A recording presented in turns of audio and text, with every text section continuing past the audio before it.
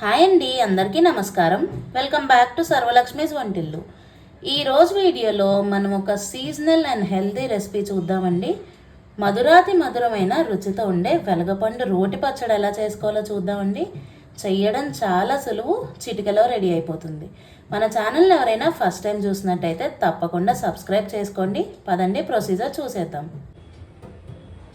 ముందుగా ఈ పచ్చళ్ళలోకి పోపు వేయించుకుందాం అండి. దానికోసం స్టవ్ మీద ఒక బాండీ పెట్టుకుని ఇందులో ఒక 3 స్పూన్లు ఆయిల్ వేసుకోవాలి.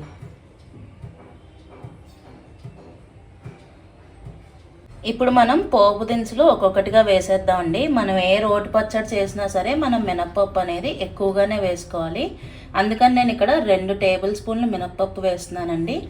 అలాగే 1 టేబుల్ స్పూన్ ఆవాలు, 1/2 టీ స్పూన్ మెంతులు ఇవి వేసేద్దాం. అలాగే ఇందులోకి ఒక 20 ఎండుమిరపకాయలు వేసుకోవాలండి.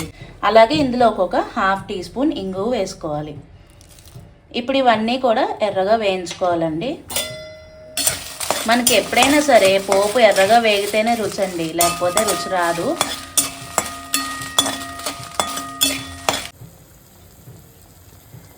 కారం తక్కువ తినేవాళ్ళు కొంచెం తగ్గించి వేసుకోండి. అంటే మనకి వెలగపండులో పులుపు ఉంటుంది కదండి, అందుకని ఈ మాత్రం కారం పడుతుంది, మనకి సరిగ్గా సరిపోతుంది నేను వేసిన మిరపకాయలు. మీరు ఒకవేళ తక్కువ తినే వాళ్ళు ఎవరైనా ఉంటే కనుక తగ్గించి వేసుకోండి. చూడండి, మనకి పోపు ఇలాగా ఎర్రగా వేగిపోయింది. ఇంకా దీన్ని పక్కకు తీసుకుని చల్లారి పెట్టుకోవాలి. చల్లారిన తర్వాత అప్పుడే మనం రోల్లో వేసుకుని రుబ్బుకోవాలండి. ఇంకా పోపు వేయించడం ఒకటే పనండి స్టవ్తో ఈ పచ్చడి చేయడానికి. మనకి ఇది అయిపోతే ఇంకా అసలు స్టవ్తో పనే లేదు. చిటికెలో పచ్చడి ఎలా రెడీ చేసుకోవాలో చూద్దాం, వచ్చేయండి. ఇప్పుడు నెక్స్ట్ ఈ పచ్చళ్ళలోకి నేను 2 వెలగపళ్ళు తీసుకున్నానండి. అయితే ఈ పచ్చడికి మనం వెలగపళ్ళే తీసుకోవాలి, అంటే బాగా పండినవే తీసుకోవాలండి. అప్పుడే మనకి పచ్చడికి చాలా రుచి. బాగా పండిన వెలగపళ్ళు మనకి మంచి సువాసన వస్తాయండి. అలాంటి పళ్ళు చూసుకుని తీసుకోవాలి. మనకి నవంబర్ నుంచి స్టార్ట్ అయ్యి జనవరి దాకా దొరుకుతూనే ఉంటాయి. అంటే వినాయక చవితి అయిన తర్వాత కూడా వస్తాయి కానండి, అవి మనకి పచ్చికాయలు వస్తాయి అన్నమాట. వాటితో ఈ పచ్చడి చేసుకోలేము. పెరుగు పచ్చడి అలాంటివి చేసుకోవచ్చండి. నేను అది కూడా చేసి మన ఛానల్లో పోస్ట్ చేస్తాను. అయితే ఇప్పుడు ఈ వెలగపల్లిని ఒకసారి శుభ్రంగా కడుక్కుని తుడుచుకుని తీసుకోవాలండి. ఈ వెలగపల్లి నేను శుభ్రంగా కడుక్కుని ఒకసారి తడి లేకుండా తుడిచేసానండి. ఇప్పుడు వీటిని బద్దలు కొట్టి చూద్దాం.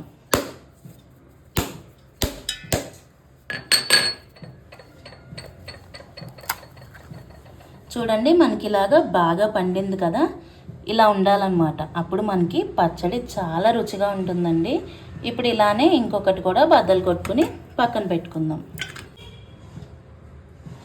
ఇప్పుడు మనం ఈ గుజ్జుని ఒక దాంట్లోకి తీసేసుకుందామండి. ఇలా ఏదన్నా నైఫ్ కానీ లేకపోతే ఇడ్లీ హస్తం కానీ యూజ్ చేసుకుని మనం ఈజీగా తీసేసుకోవచ్చు. చూడండి ఎంత ఈజీగా వచ్చేసిందో. ఇలాగ మనం మొత్తం గుజ్జంతా కూడా తీసుకుని ఒక దానిలో వేసుకుందాం.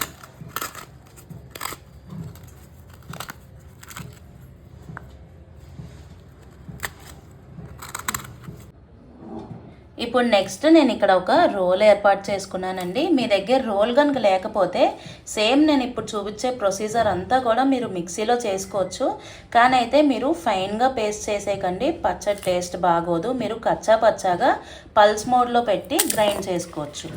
ఇప్పుడు చూడండి, మనం పోపులో వేయించుకున్న ఎండుమిరపకాయలు అన్నీ కూడా ఫస్ట్ వేసి దంచుకోవాలి. మనకి సీజనల్గా దొరికేవన్నీ కూడా తినాలండి, అప్పుడే ఆరోగ్యానికి చాలా మంచిది. మన పెద్దవాళ్ళు ఎక్కువ రోటి పచ్చళ్ళే తినేవారండి. ఇప్పుడంటే మనకి మిక్సీలు అవన్నీ వచ్చాయి, కానీ మన పెద్దవాళ్ళు అయితే ఎక్కువ రోటి పచ్చళ్ళు అవి తినేవారు. అందుకే వాళ్ళు అంత ఆరోగ్యంగా ఉండేవారండి.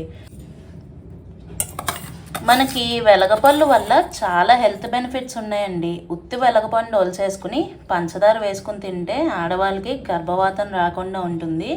అలాగే అందరికీ కూడా లివర్కి చాలా మంచిదండి. మంచి డీటాక్సిఫికేషన్ జరుగుతుంది ఈ వెలగపండు వల్ల. అంత మంచి హెల్త్ బెనిఫిట్స్ ఉన్నాయి. ఇప్పుడు ఇందులోనే నేను ఒక 10 పచ్చిమిరపకాయలు వేస్తున్నానండి. మీ కారానికి తగ్గట్టు అడ్జస్ట్ చేయండి. ఇప్పుడు దీన్ని ఒకసారి దంచుకుందాం.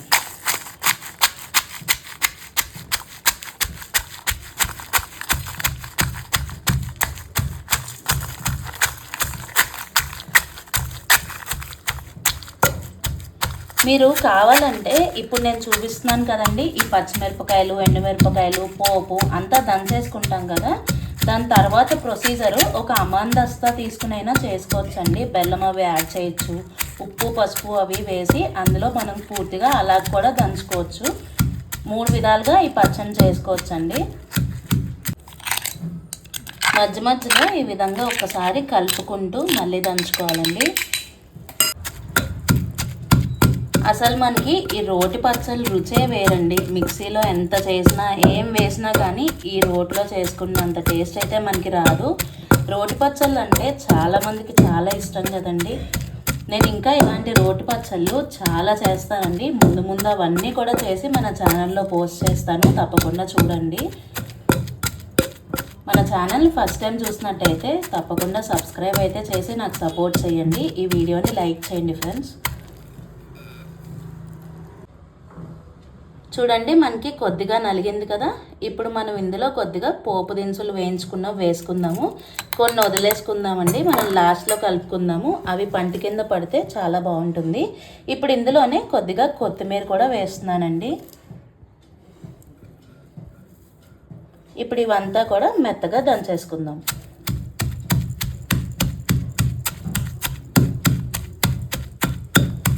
మనకి ఈ విధంగా నలిగిన తర్వాత నేను ఇందులోకి బెల్లం యాడ్ చేస్తున్నానండి.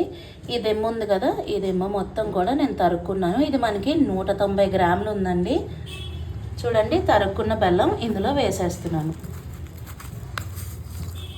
మనకి ముందుగానే బెల్లం వేస్తే పాకం వచ్చేస్తుందండి, అందుకని ఇప్పుడే వేసుకోవాలి. ఇప్పుడు నెక్స్ట్ ఇందులోకి మనం ఉప్పు పసుపు వేసుకుందాము. నేను ఇక్కడ 3 టీ స్పూన్ సాల్ట్ వేస్తున్నానండి. అలాగే ఒక 1/2 టీ స్పూన్ పసుపు వేస్తున్నాను.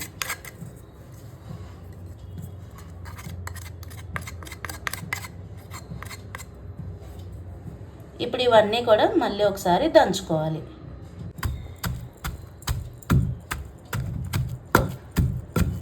మొత్తం అంతా కూడా మెత్తగా దంచేసుకోవాలండి.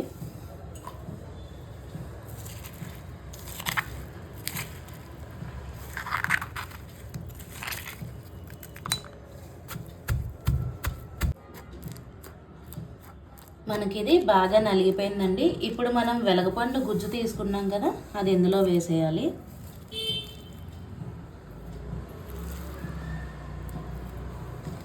ముందర కొద్దిగా వేసి దంచుకుందామండి. మీరు ఇక్కడ గుర్తుపెట్టుకోవాల్సిన విషయం ఏంటంటే, వెలగపండు గింజలుగానే ఉండాలి, కచ్చాపచ్చాగానే మనం దంచుకోవాలండి. బాగా పేస్ట్ చేసేయకూడదు, అప్పుడే బాగుంటుంది. చూడండి, మొత్తం గుజ్జంతా కూడా వేసేస్తున్నాను. వేసేసి మనం దీన్ని కచ్చాపచ్చాగా దంచుకుందాం. మనకి వెలగపండు పచ్చడి రుచి చాలా బాగుంటుందండి. ఎంత మధురంగా ఉంటుందో ఒక్కసారి తిని చూడండి, మీరు మళ్ళీ వదిలిపెట్టరు. సీజన్లో ఎన్నిసార్లు దొరికితే అన్నిసార్లు చేసుకుని తింటారు, అంత బాగుంటుంది. మా నాన్నగారు అయితే ఊరికే అడిగేవారండి. సీజన్ మొదలైతే చాలు ఆయనకి వెలగపండు పచ్చడి అంటే అంత ఇష్టం. ప్రతిసారి కూడా అమ్మ వెలగపండు పచ్చడి చేసి తీసుకురా, అమ్మ వెలగపండు పచ్చడి చేసి తీసుకురా అని అడిగేవారండి. అంత బాగుంటుంది ఇది. మీరు అందరూ కూడా తప్పకుండా ట్రై చేయండి, చాలా నచ్చుతుంది మీ అందరికీ, నాది గ్యారెంటీ. చూడండి, కచ్చా పచ్చాగా మనం దీన్నిలాగా దంచుకోవాలి. మనకి ఈ విధంగా దంచుకుంటే సరిపోతుందండి. చూడండి, గింజలుగా ఉంది కదా, ఇలానే దంచుకోవాలి కచ్చా పచ్చాగా. ఇప్పుడు మనం ఇందాక కొంచెం పోపులు వదిలేసుకున్నాం కదండి, అది ఇందులో కలిపేసుకోవడమే. అంతేనండి, మధురాతి మధురమైన వెలగపండు రోటి పచ్చడి రెడీ అయిపోయింది. మీరందరూ కూడా చేసుకుని తిని టేస్ట్ ఎలా కుదిరిందో కామెంట్ సెక్షన్లో చెప్పండి.